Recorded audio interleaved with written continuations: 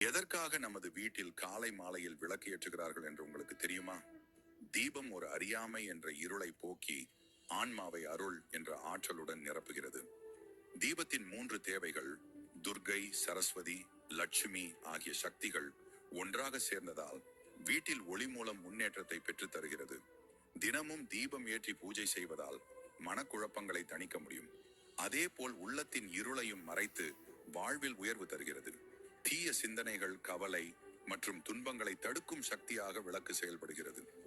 இதற்காக முன்னோர் பெண்களை வீடுகளில் காலை மற்றும் மாலை நேரங்களில் கட்டாயம் விளக்கேற்றச் செய்வதை பழக்கமாக வைத்துள்ளனர். இதனால் லட்சுமி தேவி வீட்டில் வாசம் செய்வதாக ஒரு ஐதீகம் உள்ளது. பொதுவாக விளக்கேற்றுவது பெண்களே செய்வார்கள். ஆனால் சில விசேஷமான சூழ்நிலைகளில் ஆண்களும் செய்யலாம்.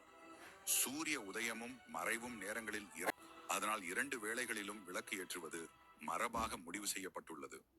மேலும் தீபம் மகாலட்சுமியின் அம்சமாக கருதப்படுகிறது. இதை தவிர நவகிரக தத்துவமும் இதில் அடங்கியுள்ளது.